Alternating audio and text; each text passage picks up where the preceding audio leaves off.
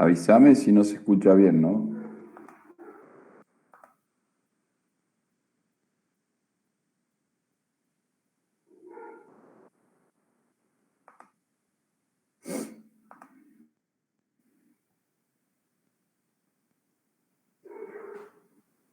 Bueno, hoy la clase de hoy es de hueso temporal. Vamos a repasar un poco la anatomía del hueso temporal, que lo vimos en la clase anterior, pero bueno, en forma más rápida, y sobre todo la clase de hoy va dirigido a la parte de patología. ¿Cuáles son los métodos radiológicos de mayor utilidad para el estudio del hueso temporal? Es la tomografía y la resonancia magnética, ya vamos a ver por qué. Y vamos a ver la patología del oído a través de las imágenes. El hueso temporal forma parte de la base del cráneo y de la calota craneana a través de sus diferentes estructuras. Tiene una morfología compleja el hueso temporal y está conformado por 5 partes. Anatómicamente se dividen en 5 partes. La escama del temporal, que es lo que están viendo a este nivel, que forma la pared lateral de la bóveda craneana, que se articula hacia adelante con el efenoides, hacia atrás a través de la sutura lamboidea con el hueso occipital, con la sutura escamosa hacia arriba con el hueso parietal. Y tiene una apófisis o arcada cigomática en sentido anterior que lo va a articular con el hueso malar. El hueso timpanal es un hueso muy pequeño que forma parte del conducto auditivo externo, tiene una pared anterior y una pared inferior. La pared anterior forma la pared posterior de la articulación temporomandibular y la pared posterior se inserta a la mastoide. La mastoide tiene una forma de pirámide trunca, que en su interior tiene un alto contenido aéreo con trabéculas óseas, que son las celdillas mastoideas. Y por último me quedaría la pirámide petrosa, ¿sí?, que se articula hacia medial con el clivus o con el efenoides, ¿sí?, y va a delimitar esta pirámide petrosa, que también tiene una forma trunca, ¿sí?, delimita 2 fosas muy importantes en la base del cráneo, que es la fosa temporal o fosa media de la fosa posterior. Como dije, los 2 métodos más empleados y con mayor utilidad en el diagnóstico anatómico y patológico del oído es la tomografía y la resonancia magnética. La tomografía permite una adecuada evaluación del tejido óseo, de las cavidades aéreas, de la cadena osicular, y en forma indirecta permite evaluar las estructuras que conforman el oído interno, ¿sí? Pero fundamentalmente lo que evaluamos son las cavidades, en la tomografía, las cavidades aéreas y las características y densidad ósea. La resonancia magnética permite una mejor evaluación de lo que es el tejido nervioso y evaluar las estructuras del oído interno y evaluar los pares craneales. Generalmente la tomografía se la utiliza para la patología de origen conductivo, ¿sí?, o patología propiamente del hueso del peñasco, y la resonancia magnética se la utiliza para la patología neurosensorial o patología retrococlear, o sea, alteraciones que pueden haber a nivel del conducto auditivo interno, a nivel de los nervios o a nivel del sistema nervioso, ¿sí?, a nivel del tronco cerebral o en la fosa posterior. La tomografía multicorte, generalmente utilizamos una adquisición en el plano axial, luego se reconstruye en 3 planos, en el plano axial, en el plano coronal y en el plano Stenberg, que es el plano siguiendo el eje mayor del peñasco. Se utilizan los 2 planos más importantes, el plano axial y el plano coronal. El tercer plano, el longitudinal, siguiendo el eje del peñasco, por ahí nos permite, como muestra ahí la diapositiva, una mejor visualización de la espira de la cóclea, del vestíbulo, los conductos semicirculares y del trayecto del nervio facial, como que queda más desarrollado.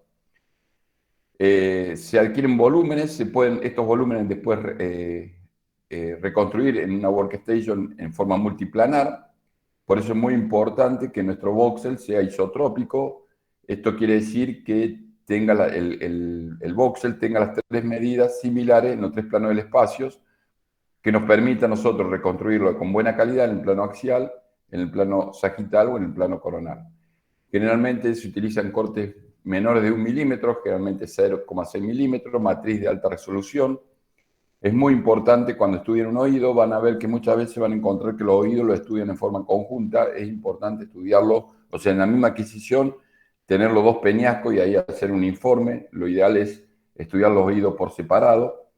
Generalmente cuando hacemos un ataque de oído utilizamos filtro óseo, la ventana de parte blanda no nos da ninguna información y generalmente no utilizamos contraste. Es importantísimo tener una buena resolución del oído. Ahí la diapositiva lo muestra, 2 ejemplos con mala calidad del lado izquierdo y con una buena calidad y una buena resolución y una buena matriz y en el lado derecho.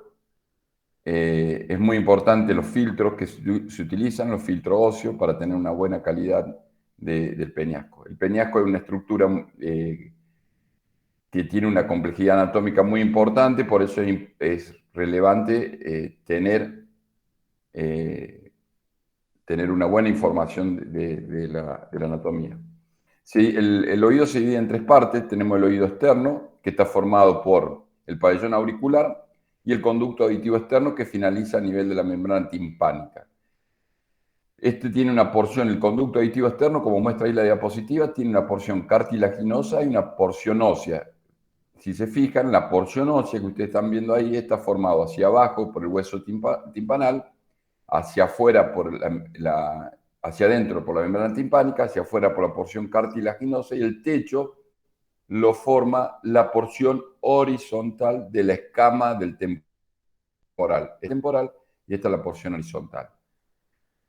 Tenemos el oído medio. El oído medio está formado por la trompa de Eustaquio. Como ven, es una comunicación de la caja del tímpano en sentido anterior hacia el cabum, y el que ventila y neumatiza al oído medio y le permite una adecuada ventilación. Esta caja del tímpano contiene a su vez la cadena osicular.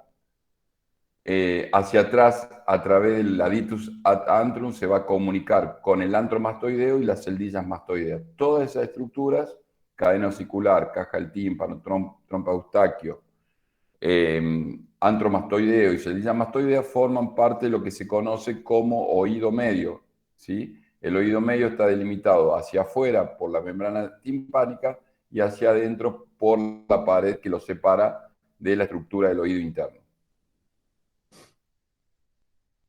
Para recordar un poco la parte anatómica de lo que es la caja del tímpano, que es la estructura que generalmente más estudiamos cuando hacemos un estudio del oído, recordar que tenemos el conducto auditivo externo que finaliza en la membrana timpánica.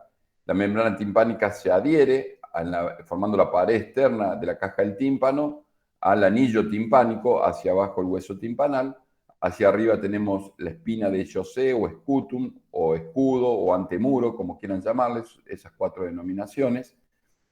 La caja del tímpano, teniendo en cuenta este anillo timpanal, la podemos dividir en 3 regiones: la región superior o ático o epitímpano, la región media o mesotímpano, y la región inferior hipotímpano. El hipotímpano suele haber generalmente una pequeña lámina ósea que lo separa del golfo de la vena yugular. A veces esta pared ósea es dehiscente y puede que el golfo yugular se proyecte hacia la región hipotimpánica.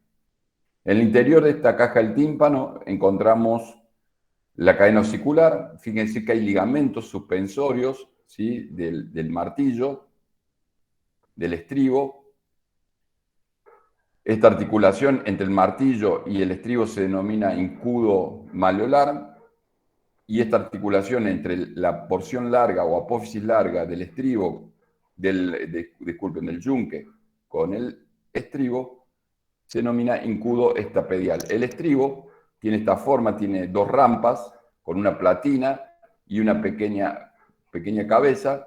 Esta platina va a articular a nivel de la ventana oval, que se comunica a su vez con esta cavidad que es el vestíbulo. En la pared interna de la caja del tímpano, importante que ustedes recuerden que van a tener una prominencia que se llama promontorio, que es la rampa basal de la cóclea.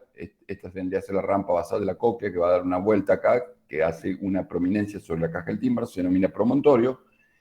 Y hacia arriba, recuerden siempre, por arriba de la caja, de la ventana oval, van a encontrar el trayecto timpánico u horizontal del nervio facial. Recuerden que hay dos ventanas, el estribo articular de la ventana oval y otra ventana que es la ventana redonda, que es la ventana de la cóclea. Este es un esquema de lo que sería este cuadrado de la caja del tímpano, esto como si lo estuviéramos viendo desde una vista anterior, esto si lo estuviéramos viendo en una vista desde la membrana timpánica. Hacia adelante van a tener la tuba auditiva o trompa de Eustaquio. Inmediatamente adyacente a la trompa de Eustaquio van a ver el músculo tensor del tímpano, que es un músculo que va a tensar al martillo acá a nivel de la membrana timpánica. Hacia la pared interna de la caja del tímpano, recuerden el promontorio, las dos ventanas, por arriba la ventana oval, por abajo la ventana redonda, que está en relación con la cóclea, la porción timpánica horizontal del nervio facial, y hacia la pared posterior el aditus ad antrum, que se lo comunica con el antromastoideo. Y hacia la pared inferior su relación con la vena yugular interna. Y en la pared anterior recuerden que también tiene relación con la arteria carótida interna. Y por último, el oído interno, que está conformado por la cóclea, que tiene 2 vueltas y media o 2 vueltas y 3/4, o sea, 2.75 vueltas. Tiene una rampa basal y una espira de 1 vuelta y media por encima de la rampa basal. Tenemos el vestíbulo, donde van a salir los 3 conductos semicirculares, el posterior, el lateral y el superior. Tenemos el conducto auditivo interno, por donde va a ingresar el nervio facial y el acústico vestibular, como muestra ahí la diapositiva. Todo eso está contenido por un espacio endolinfático y perilinfático, ¿sí? Esto es la estructura ósea que nosotros vamos a evaluar del oído. Bueno, este es un recuerdo también anatómico para que vayan viendo membrana del tímpano. El anillo timpánico divide la caja del tímpano en 3 regiones: el escutum o ático o antemuro o espina de José. Medial a esta espina de José hay un espacio que lo separa de la cadena circular, que es importante, que comunica esta región hacia el epitímpano o ático, que se denomina espacio de Prusak. Este tegmen que está acá, que forma el techo de la caja del tímpano, se llama tegmen timpani. Hacia posterior se va a llamar tegmen mastoideo. Muchas veces puede estar roto y comunica la caja del tímpano con la fosa temporal. Entonces, toda esta estructura que nosotros vamos viendo en un corte coronal en este esquema, lo mismo lo van representando en las imágenes tomográficas que tienen ahí al lado. Bueno, en este mismo corte coronal pueden ver que está el vestíbulo, el conducto semicircular superior, el conducto semicircular lateral, por debajo el conducto semicircular lateral a este nivel, sería esta estructura, va el trayecto timpánico o segunda porción del nervio facial. Vestíbulo, ahí se ve el estribo, ahí está el yunque con su cavidad glenoidea y su apófisis larga, que va a articular con la cabeza del estapedio o estribo. Esta es la rampa basal de la cóclea, fíjense, este es el promontorio. Todas estas imágenes se las traslado al corte coronal para que lo entiendan más fácilmente, pero después tienen que extrapolarlo al plano axial. El promontorio, que es lo que les marco ahí en verde, la rampa basal de la cóclea, el conducto semicircular superior y el conducto auditivo interno, que si uno se fija tiene 2 ramos, la cavidad del conducto auditivo interno, un ramo vestibular del octavo par craneal, que es esto que estamos viendo acá, y otro ramo, ve cómo se bifurca por una espira, es el ramo coclear. Ahí se lo ve también igual. ¿Sí? Ramo coclear, ramo vestibular. Uno va al vestíbulo y otro va a la cóclea. Y por último, hacia abajo del hueso timpanal y de la caja del tímpano, recuerden que está esta estructura muy irregular y que generalmente es asimétrica, que es el golfo de la vena yugular interna. Acá tenemos una buena pared ósea, muchas veces puede ser dehiscente. Bueno, estos son cortes para que vayan viendo lo que describíamos recién. Es muy importante que el oído tenga un buen zoom para poder estudiarlo, bien centralizado, bien focalizado.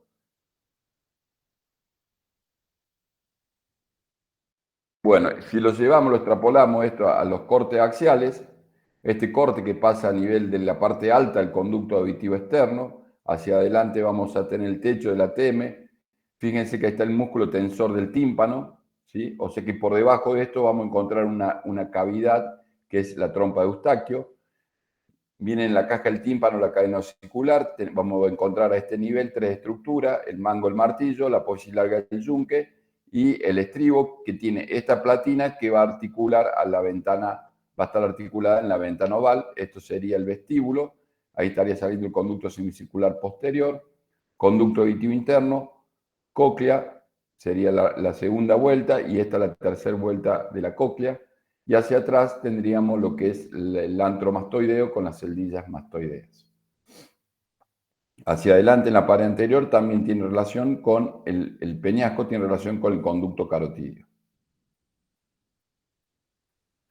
Bueno, a un corte a nivel del epitímpano o ático, donde vemos la cabeza del martillo, la cavidad glenoidea del yunque, la apófisis corta del yunque, el cuerpo, y la apófisis corta del yunque. Esta es la articulación incudo-malleolar y tiene esta morfología en cucurucho en el plano axial. Fíjense que en esta porción alta, pasando por encima de la ventana oval, encontramos este trayecto horizontal que corresponde a la porción timpánica del nervio facial o porción horizontal. Después va a venir una segunda rodilla y va a descender a este nivel en sentido cráneo-caudal, va a descender y va a salir por el orificio estilomastoideo del nervio facial a través de su tercera porción. Entonces, en la flecha, para que vean que a este nivel, a la altura del cucurucho, van a encontrar siempre la segunda porción del nervio facial. Hacia adentro van a ver el conducto auditivo interno, la cóclea, el vestíbulo y los conductos semicirculares.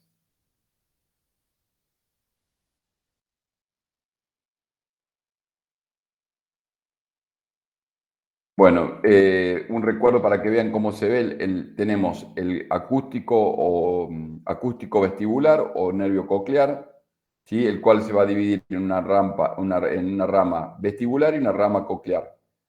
Y el trayecto por encima de este nervio, en la parte superior del conducto, en la parte superior y anterior del conducto auditivo interno, tenemos el nervio facial, el cual emerge del surco bulboprotuberancial junto con el octavo par, por encima del octavo par, ¿sí? Ingresa al conducto a través del poro acústico, ingresa al conducto auditivo interno, alcanza el ganglio geniculado a este nivel, hace la primer rodilla, ¿sí? Luego se dirige en sentido posterior, que es lo que vemos en esta imagen tomográfica, luego se sigue en sentido posterior, hace la segunda rodilla y desciende por delante de la mastoides para salir por el orificio estilomastoideo. Con respecto a la resonancia magnética, utilizamos corte de 0,5 a 2 milímetros de espesor. Empleamos generalmente secuencias 3D, que son secuencias balanceadas, cortes de 0,5. Estas secuencias balanceadas también tienen que ser voxel isotrópico, que nos permita reconstruir en los tres planos del espacio. Fundamentalmente, en la secuencia balanceada tenemos una buena señal de los pares craneales y un buen contraste con el líquido cefalorraquídeo, pero perdemos información del parénquima del tronco cerebral y del cerebelo. Por eso es importante complementarlo con otras secuencias convencionales como un T2 fino o un FLAIR de 3 milímetros, para tener información de lo que pasa a nivel del tronco cerebral.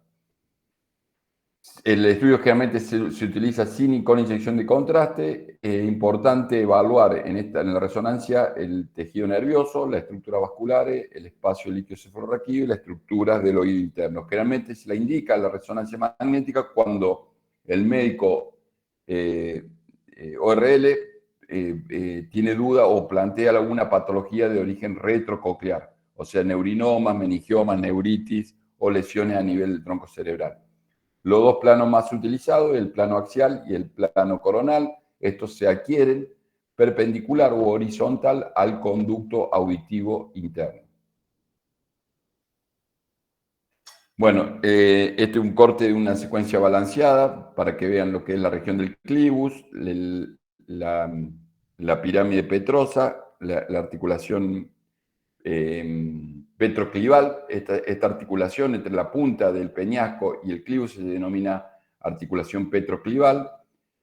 El espacio aracnoideo pretroncal o preprotuberancial, donde vamos a encontrar la arteria basilar, donde vamos a encontrar la emergencia a nivel de la unión facial, vamos a tener la emergencia de los pares craneales y vemos la emergencia del sexto par craneal, y hacia los costados vamos a ver la emergencia del séptimo y octavo par craneal. Siempre tiene relación con esta arteria que ven en el ángulo pontocerebeloso, este ángulo que forma entre la protuberancia y el cerebelo y el peñasco hacia afuera, que esta arteria es la arteria aica o arteria cerebelosa antero-inferior. Podemos evaluar el contenido de la cóclea, ahí se ve las vueltas de la cóclea, el vestíbulo, los conductos semicirculares, cuarto ventrículo, pedúnculo cerebeloso y cerebelo. Esto que vemos, ahí se ven los núcleos cocleares y vestibulares que estarían a este nivel, y de ahí se ve cómo está la emergencia del octavo par craneal, y por encima del séptimo par craneal, ¿sí? Ahí está el ganglio de la cóclea con su vuelta, el vestíbulo con los conductos semicirculares. Esta representación que vemos en la resonancia lo podemos ver en los esquemas de anatomía. Recuerden que el conducto auditivo interno, si lo podemos dividir en 4 partes, ¿sí? Una parte anterior, una parte posterior, una parte superior y una parte inferior. Recuerden que en el cuadrante antero-superior, anterior y superior, va el nervio facial y la arteria auditiva. En la parte posterior y superior va la rama vestibular superior del octavo par craneal.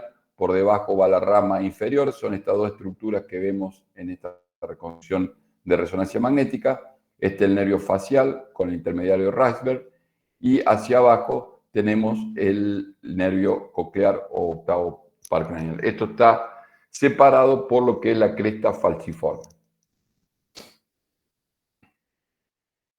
Y bueno, las estructuras vasculares que hay que tener en cuenta. Recuerden que tenemos dos arterias vertebrales, su rama colateral terminal de las arterias vertebrales, o la última rama, es la arteria cerebelosa posterior-inferior o arteria pica, el tronco basilar con sus ramas pontinas, y esta arteria que suele introducirse dentro del conducto auditivo interno, que es la arteria cerebelosa antero-inferior, las arterias cerebelosas superiores y la arteria cerebral posterior. La relación que tienen el territorio vértebro-basilar en relación al clivo y al peñasco y al poro acústico. Ahí se ve la arteria laica, cómo se mete dentro del conducto auditivo interno, es un hallazgo anatómico normal. Y después recuerden los drenajes venosos que hay a este nivel. Bueno, vamos a empezar con la patología. Desde el punto de vista congénito, es importante saber que el oído externo y el oído medio comparten un origen congénito común, un origen embriológico común, y el oído interno comparte su origen embriológico con la estructura del sistema nervioso central. Por ende, la patología que vamos a encontrar que puede afectar embriológicamente al oído externo puede afectar el oído medio, pero nunca va a afectar el oído interno. Ahora, malformación del sistema nervioso central puede conllevar a una malformación del oído interno. Patología traumática, patología inflamatoria, el colesteatoma, patología degenerativa, tumoral y algunos hallazgos quirúrgicos. Bueno, a ver, primer caso, vamos a empezar a ver con el doctor García, que está ahí, o el doctor Guillor, no sé cuál de los dos quiere hablar. ¿Está el Nico ahí?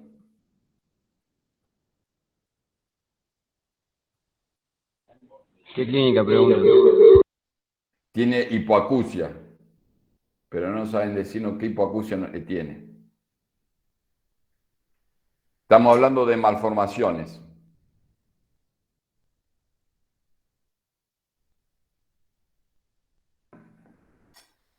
Este es un corte axial, dos cortes axiales.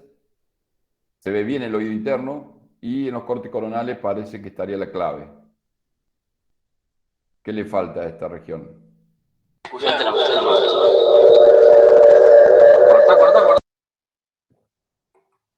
¿Qué le falta? No se escucha. Beto, Sí. los huesos del oído medio parecen que Fíjense. están unidos, no se ven bien. Bueno, esto que estás viendo acá, está bien, Claudio, esto que se ve acá es el martillo que está completamente deformado y en el corte siguiente está fijado a una placa ósea. ¿Ven? ¿Y qué le falta acá? El conducto auditivo externo. El conducto auditivo externo. Entonces, esto se conoce como atresia del conducto auditivo externo. Como le dije, las malformaciones del oído externo pueden afectar el oído medio siempre que tengan una atresia del conducto auditivo externo, exploren la cadena osicular porque generalmente el martillo suele estar deformado y fijado a la placa ósea, como se ven ahí, unido a la placa ósea. Es como fíjense el martillo como un acúmulo de huesos, o sea que no se ha formado adecuadamente. Atresia del conducto auditivo externo. Y acá, fíjense el pabellón auricular, si está bien ubicado, si está bien desarrollado, si ven... Un Peter Collins eso. Bueno, sí. ¿Y qué sería eso, Salvatore? Y tiene las orejas, un implante bajo. ¿Con hipoplasia del pabellón? Sí, y tiene una displasia aureal o algo de eso. Claro, en este caso, la atresia está dada que afecta al conducto auditivo externo. Fíjense que no hay conducto auditivo, hay una hipoplasia del pabellón y fíjense que hay una atresia del oído medio. ¿Sí? Se ve nada más que el oído interno y no tenemos caja del tímpano, no tenemos cadena osicular, o sea que tenemos una malformación compleja, ¿sí? Que afecta el conducto auditivo externo, son malformaciones de los arcos branquiales, esto afecta el conducto auditivo externo y afecta a la caja del tímpano y afecta generalmente a la rama del maxilar inferior. Entonces, ahí generalmente se acompaña con hipoplasia del maxilar inferior. Entonces, esto es una atresia completa del conducto auditivo externo y una atresia del oído medio. Presten atención porque estos hallazgos pueden tener en un niño, sí, es importante que lo reconozcan. Bueno, y en este caso,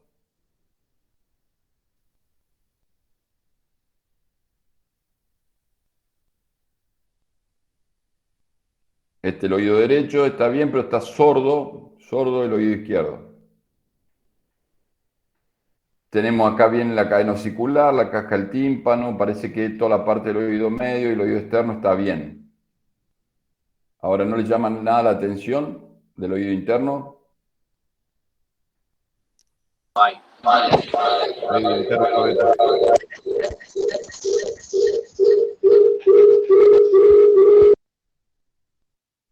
Se escucha, se retumba. ¿Qué hay en el oído interno?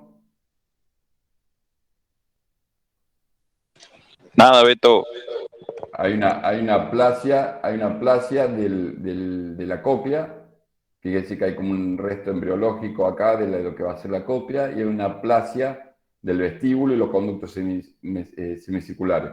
O sea que hay una plasia laberíntica completa, ¿sí? Una genesia del laberinto. Por ende, hay una hipoplasia del conducto auditivo interno y por ende probablemente no haya octavo par craneal. Podemos encontrar un nervio que es el séptimo par craneal que puede estar presente, pero el octavo par craneal probablemente no esté presente. Eso se llama aplasia laberíntica completa. ¿Sí? Y acá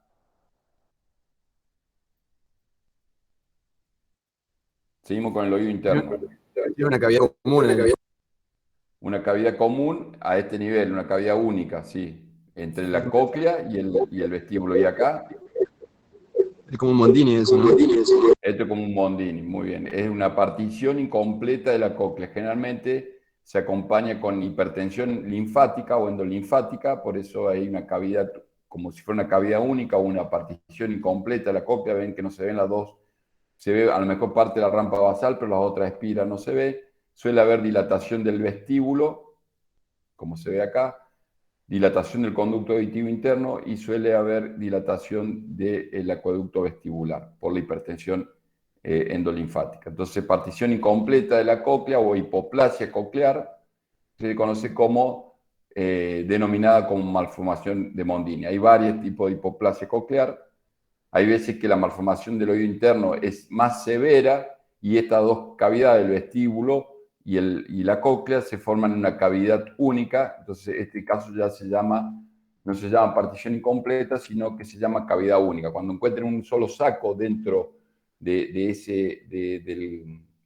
peñasco, se llama cavidad única, ¿sí? Ya teníamos el otro extremo, que es la genesia laberíntica, y acá tenemos una cavidad única. Se desarrolló, pero nunca se diferenció.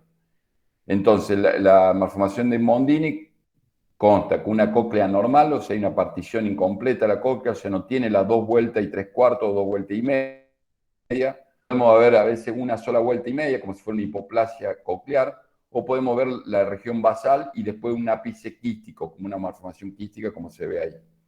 El vestíbulo suele estar agrandado, suele estar generalmente agrandado el conducto auditivo interno y suele estar dilatado por hipertensión linfática el acueducto vestibular. Se asocia, generalmente están relacionados a embriopatías por talidomida o por rubiola, ¿sí? La rubiola afecta mucho el oído interno y está asociado también a otros síndromes, uno de ellos el Klippel-Feil. Bueno, y a ver acá,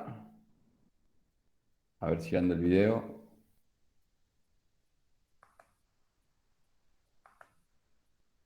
Se salvaron. Este anda. Este no anda. Hipoacusia, dice.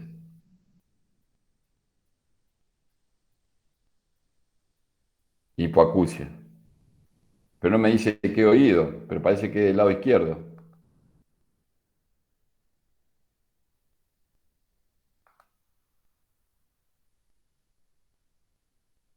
¿Y qué vieron?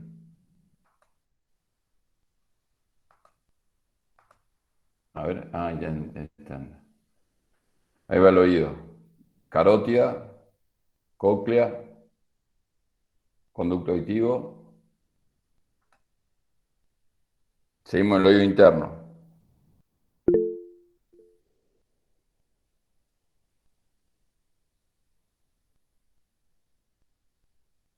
¿Y?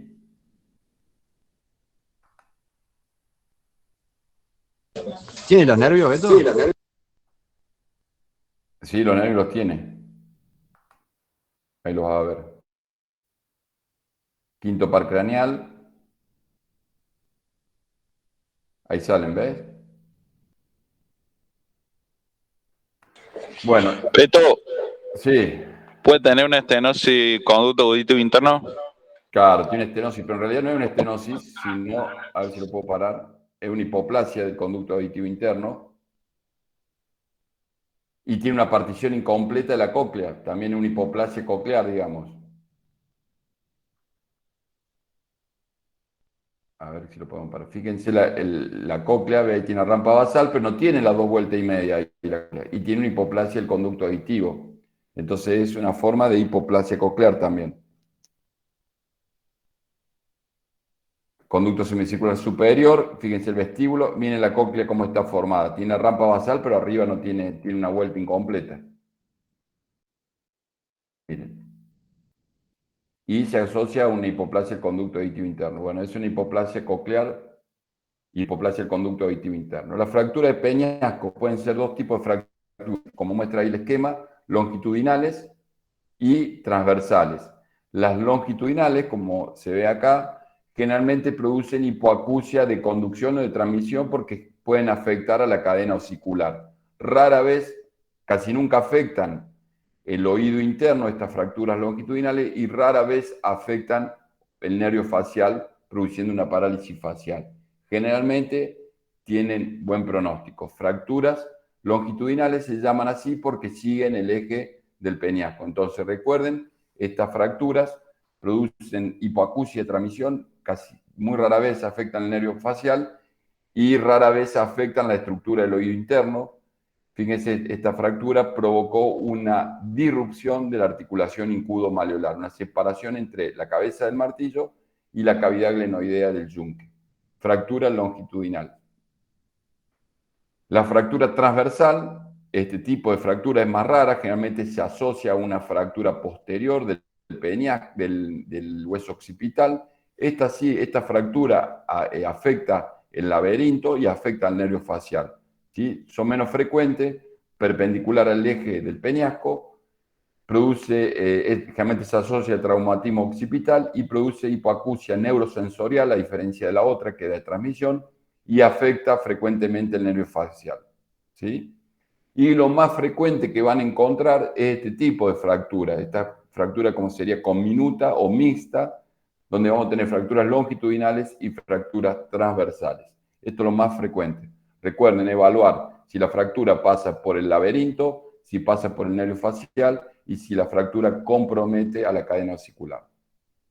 Y acá, hipoacusia, viene con hipoacusia. El problema está en el vestíbulo.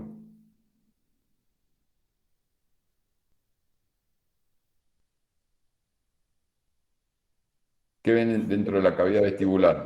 ¿Han usado Está usado el estribo, el estribo? ¿sí? Sí. Por una iatrogenia. Miren, ahí se ve la platina, las dos ramas del estribo y la cabeza del estribo. Esto es por una cirugía, una iatrogenia, se ha migrado a través de la ventana oval el estribo. Luxación traumática del estribo. Bueno, la otitis media es un proceso inflamatorio crónico del oído medio, generalmente está relacionado, es un proceso infeccioso que está relacionado por una mala ventilación de la caja del tímpano, por una mala neumatización, y en esto interviene, en la patogenia, interviene la trompa de Eustaquio, ¿sí? Generalmente hay un colapso de la trompa de Eustaquio con una mala ventilación. Generalmente se acompaña con un proceso inflamatorio crónico. Este proceso inflamatorio crónico conlleva a que haya una menor neumatización. Si uno compara el oído sano con el oído contralateral, van a ver que hay una menor neumatización de la caja del tímpano, hay un velamiento de la caja del tímpano, suele haber un aumento de la densidad, como si fuera una petrocitis, un aumento de la densidad del peñasco por este proceso, o una osteitis, digamos, por un proceso inflamatorio crónico. Y la complejidad se vuelve cuando esta otitis media se hace crónica y empieza a erosionar a la cadena osicular o a las estructuras óseas, que se dice que es una forma de otitis media colesteatomatosa, ¿sí? O sea que es una derivación hacia, finalmente, como si fuera un colesteatoma, ¿sí? Pero el origen fue la otitis media. Cuando se curan esta otitis media puede haberse un engrosamiento de la membrana timpánica con calcificación en la membrana timpánica, que se conoce como timpanoesclerosis. Puede haber repliegue, ¿ven? Ahí se ve calcificada la membrana timpánica y replegada, ¿sí?, hacia la pared medial de la caja del tímpano. Puede haber perforación de la membrana timpánica después de los tratamientos, ¿sí?, con antibiótico. Podemos encontrar calcificaciones o fibrosis de los ligamentos suspensorios de la cadena osicular. Fíjense este ligamento cómo se ve bien, hasta puede estar calcificado y puede llevar a una fijación de la cadena osicular. El espacio de Prusac, fíjense que está ocupado, todavía hay un pequeño engrosamiento. Estos engrosamientos que quedan a este nivel pueden derivar posteriormente a la formación de un colesteatoma. Este corte coronal, miren cómo está calcificado completamente y fijado el martillo a la región del techo del tímpano. Estos son todas secuelas de esta otitis medias crónicas que se curan, pero quedan con estas secuelas. Y a veces, si no se curan, pueden derivar, como le dije, hacia una forma colesteatomatosa. Otra de las complicaciones de esta otitis media es que pueden erosionar la pared posterolateral de la mastoides y producir un proceso infeccioso, una sufusión en pie epidural o subdural. Si atraviesa la dura madre va a ser subdural, si está por fuera de la dura madre va a ser epidural. Pueden formarse abscesos, puede llevar a una meningitis y puede llevar a una encefalitis. Este es el caso de un absceso por un empiema subdural a partir de una otitis media, ¿sí?, mal curada.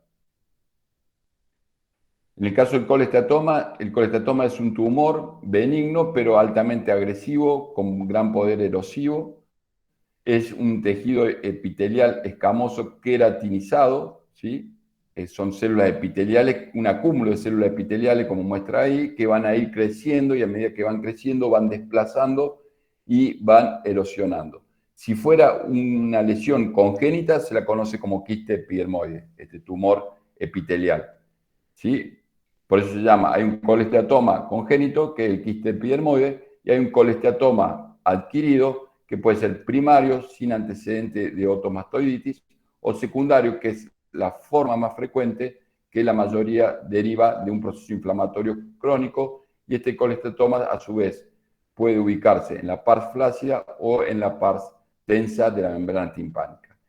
Hay varias teorías, la más aceptada o la que más se pondera es que el colesteatoma secundario, generalmente es secundario a un proceso inflamatorio crónico, a una otitis media crónica, donde queda un acúmulo de células, ¿sí?, epiteliales.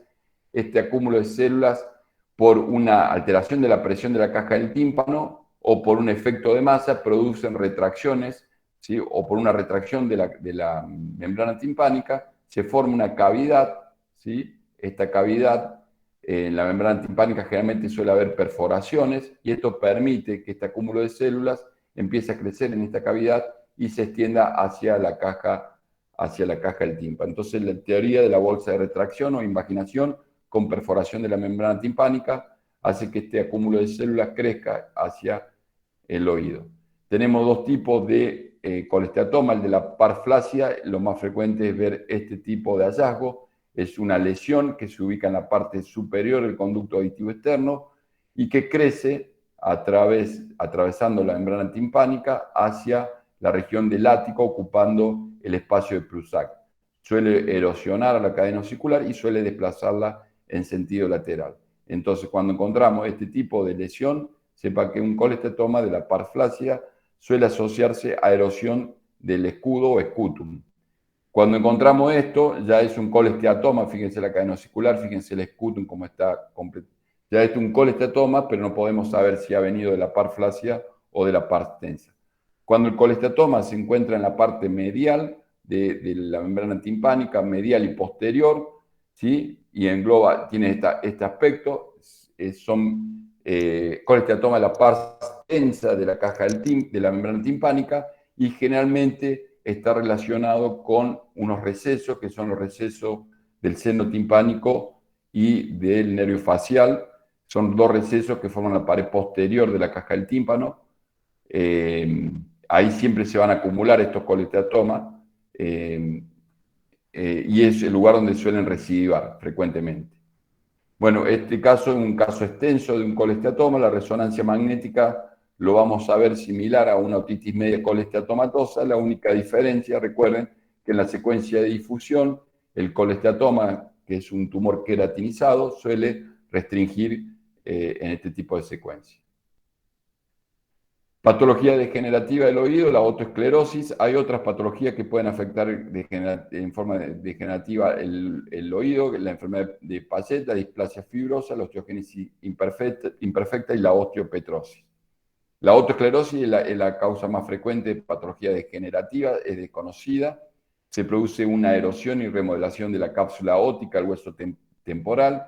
Recuerden que la cápsula óptica, o sea, alrededor del laberinto hay un hueso denso, que es un hueso encondral, es diferente al hueso trabecular que está en el resto del peñasco. Ya vamos a ver lo que le estoy indicando. Se da frecuentemente, altamente más frecuente en la mujer, se da entre la segunda y cuarta década de la vida, generalmente es bilateral y es causa de hipoacusia neurosensorial o de transmisión. Neurosensorial por afectación, o sea, una hipoacusia mixta, neurosensorial por afectación de la cóclea, y de transmisión suele fijar la platina del estribo a la ventana oval, como se muestra acá en la diapositiva. Entonces, hay dos tipos de otoesclerosis, la otoesclerosis fenestral y la otoesclerosis retrofenestral. La fenestral es la más frecuente, es la que solemos ver a este nivel, en contacto a nivel de la fisura antefenestran. Esta fisura es una fisura cartilaginosa, por eso se origina ahí, en la fisura antefenestran. Hay dos tipos de otoesclerosis fenestral. La anterior, que es lo más frecuente, y la retrofenestral, que sería la parte posterior, que es mucho menos frecuente. Esta reabsorción del hueso termina fijando a nivel de la ventana oval, afecta al estribo y lo termina fijando, ¿sí?, esta platina. Entonces, cuando tenemos una lesión de reabsorción ósea a este nivel, sabemos que una autoesclerosis fenestral es la más frecuente, y recuerden que tiene extensión hacia la platina y hacia la rama anterior del estribo, provocando una fijación del estribo a nivel de la ventana oval. Por eso le tienen que hacer una estapedectomía. Bueno, así lo van a ver. Esto ya es un caso más grosero. Fíjense, reabsorción de la fisura antefenestral y de ahí se extiende, miren, ahí está el estribo, se extiende hacia el estribo, hacia la rama anterior y hacia la platina, provocando una fijación a nivel de la ventana oval. En el plano coronal y en el plano oblicuo, cómo se ve esta autoesclerosis. Y la otra autoesclerosis retrofenestral, la menos frecuente, puede ser primaria o puede ser secundaria a la autoesclerosis fenestral, ¿sí? Y tiene este signo de doble anillo. Puede ser de origen retrofenestral completa, ¿sí?, o puede que a partir de este foco de otoespongiosis que se ve a nivel de la fisura antefenestra, puede extenderse en sentido anterior e involucrar el resto de la cóclea.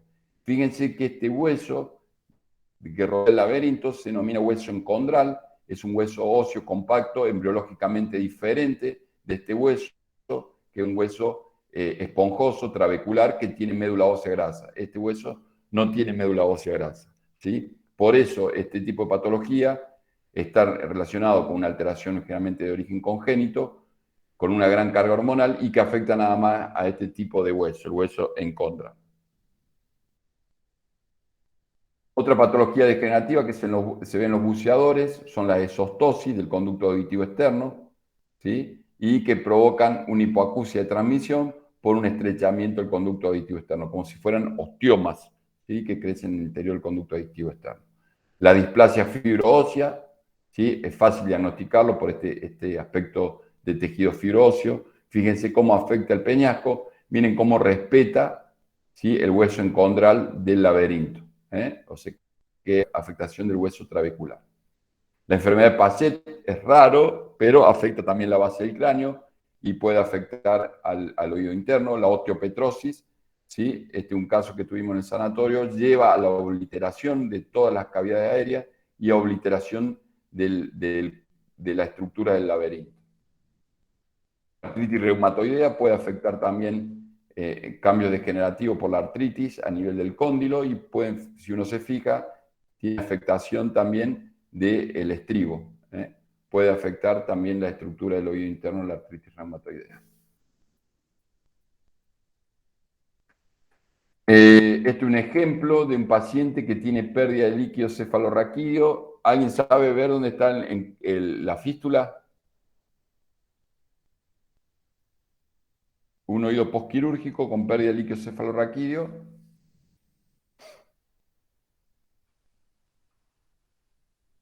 El techo. El techo tiene una disencia del techo, sí, tiene una disencia del techo.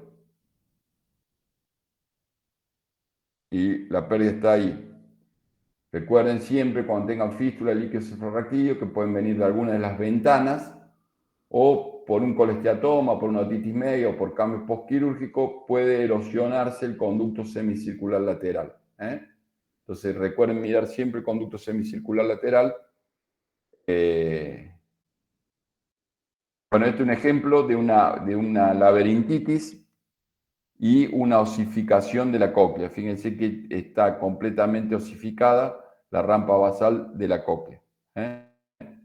Osificación coclear. Esto es importante mencionarlo a los pacientes, por ejemplo, si viene por una hipoacusia y quieren colocarle estos implantes auditivos cocleares, este paciente no sería candidato porque está osificado. Por eso piden los estudios los otorrinos, para que evaluemos bien el oído interno, veamos bien el vestíbulo, veamos sobre todo la cóclea, que no haya ninguna malformación coclear o una osificación coclear que ello le imposibilite colocar los electrodos del implante coclear. Tumores del ángulo pontocerebeloso, los neurinomas en el meningioma son los más frecuentes. Podemos encontrar quiste aranoideo, quiste epidermoide, metástasis y glomus, los neurinomas del octavo par craneal. Pueden ser pequeños, como muestran en esta diapositiva, estar alojados dentro del conducto auditivo interno, o pueden encontrarse pequeños neurinomas a nivel de este órgano, que es el órgano de Corti, ¿sí? De la cóclea. Ahí se lo ve el órgano de Corti y la cóclea, ¿sí? Pueden extenderse de a poquito y van teniendo distintos grados, ¿sí? Hacia el ángulo pontocerebeloso. Esto sería un grado 1, ¿sí? Cuando se empieza a extender hacia el ángulo pontocerebeloso, grado 2, grado 3 y grado 4, cuando se acompaña con una importante compresión del tronco cerebral, el grado 4, y con hidrocefalia, ¿sí? Como estos ejemplos. Pueden ser sólidos o pueden tener áreas quísticas. Estos generalmente predominan este tipo de células Anthony B, ¿sí? Que hacen esta degeneración quística del neurinoma del octavo par craneal. Podemos encontrar neurinomas y hemangiomas que afectan el nervio facial, ¿sí? Generalmente se ven como este acúmulo, esta lesión que sigue el trayecto del nervio facial, que desplaza el nervio facial.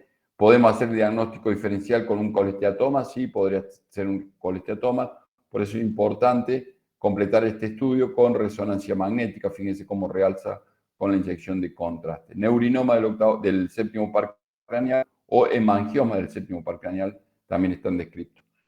El meningioma tiene la característica de que está por fuera del conducto auditivo interno, no deforma el conducto auditivo interno, tiene un implante dural, suele tener calcificaciones, puede invaginarse dentro del conducto, puede invaginarse, sí, plantear el diagnóstico diferencial con un neurinoma, pero recuerden que siempre tiene una implantación dural, por eso en cambio el neurinoma no lo tiene, es un dato a tener en cuenta. Quiste aracnoideos, ¿sí? Generalmente en la difusión y en el FLAIR tiene una señal puramente líquida, a diferencia de los quistes epidermoides, donde en el FLAIR tiene una señal ya diferente porque no es líquido cefalorraquídeo, y después se confirma en la secuencia de difusión, y lo mismo en las secuencias balanceadas. Sirven muy mucho estas secuencias también para hacer el diagnóstico de los quistes epidermoides. Los glomus, recuerden que son los tumores más frecuentes del agujero rasgado posterior. Estos glomus pueden se originan de los quimiorreceptores que están en la vena yugular o están tapizando la mucosa del promontorio. Generalmente cuando lo diagnosticamos no sabemos si vienen de acá del promontorio o si vienen de la vena yugular, de los quimiorreceptores de la vena yugular. Por eso se lo denominan glomus yugulos timpánicos, ¿sí? Y es el tumor más frecuente que vamos a encontrar a nivel del agujero rasgado posterior. Tiene estas características de vacío de señal, ¿sí? O signo de sal y pimienta, por esto vacío de señal, muy característico porque son tumores hipervasculares. Es muy importante que tengan en cuenta esto una vez que tengan un glomo y sospechen un glomo, porque en la resonancia magnética, en la tomografía van a ver importantes cambios erosivos sobre el peñasco y sobre el agujero rasgado posterior, y en la resonancia van a ver este signo de vacío de señal que da este aspecto de sal y pimienta del tumor. Es muy importante cuando estén ante un glomo yugular sugerirle al paciente que le hagan una angiografía para confirmar el diagnóstico. El diagnóstico, como digamos, como que el gol estándar es la angiografía, y generalmente preoperatoriamente se tiene que embolizar este tipo de tumor, y este tipo de tumor se encuentra alimentado por arterias, por ramas de la arteria carótida externa, como la faringe ascendente, la occipital posterior y la meningia posterior. Recuerden que la punta del peñasco puede estar neumatizada, puede estar obliterada por acúmulo de secreciones. Si estos acúmulos de secreciones no tienen un buen drenaje, puede llevar a lo que se conoce como mucocele. Entonces, si hacen una resonancia, van a encontrar que las puntas del peñasco tienen señal de diferencia. Esta tiene señal de densidad grasa, porque tiene médula ósea grasa, y esta tiene señal negra, porque o bien todo tejido óseo, o bien porque tiene contenido aéreo. Recuerden que este contenido aéreo puede haber secreciones atrapadas y que puede desarrollar, como ven acá, ven la punta del peñasco con secreciones. ¿Sí? Estas secreciones, si se oblitera el drenaje, puede crecer y generar un mucocele igual que en los senos paranasales, ¿sí? Como ven este ejemplo. Y el diagnóstico diferencial son con estas lesiones, con los granulomas de colesterol. El granuloma de colesterol también tiene un origen similar, solamente que es un proceso inflamatorio de la punta del peñasco, pero con detritos de colesterol y detritos hemorrágicos, ¿sí? Secundario al proceso inflamatorio. Y por último, las neuritis. El nervio facial puede realzar en la segunda porción, puede realzar en la tercera porción, son realces normales del nervio facial, pero cuando encontramos realce en el interior del conducto auditivo interno y en el ganglio geniculado, recuerden que, y un paciente con un antecedente de una parálisis facial, recuerden, puede ser una parálisis de Bell secundario a un virus herpes, neuritis del nervio facial. Bueno, más o menos el examen. No pasaron todas las preguntas. Gracias, Beto. Muy bueno. Gracias, Beto. Bueno, ¿alguna pregunta?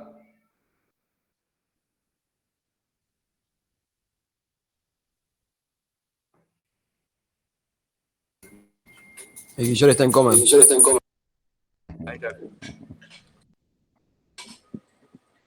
Bueno, Che, Beto, sí.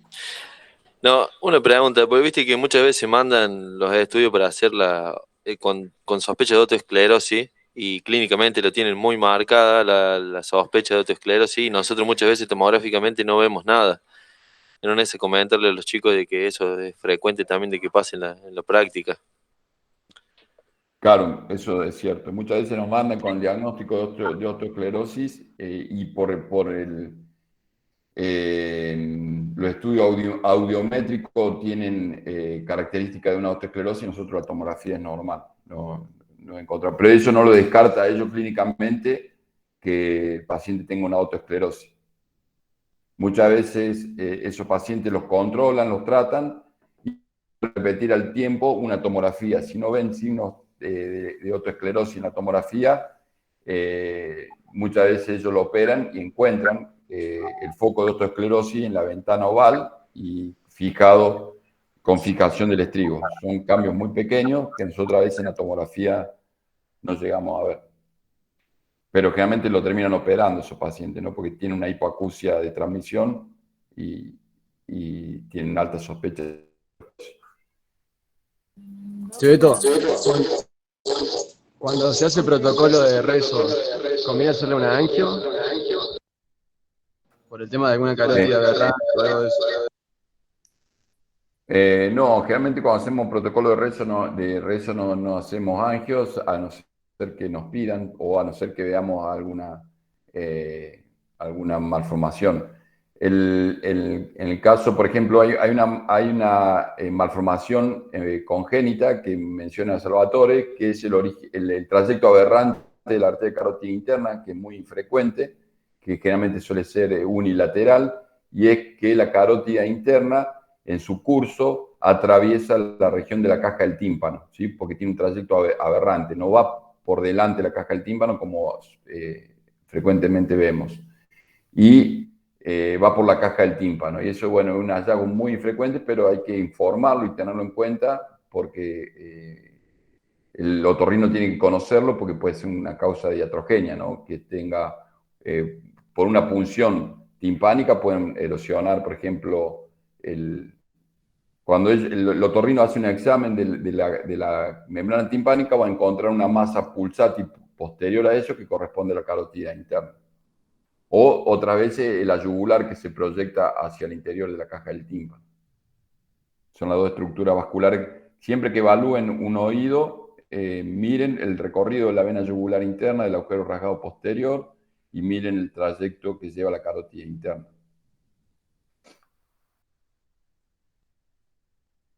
Bueno, gracias, Beto.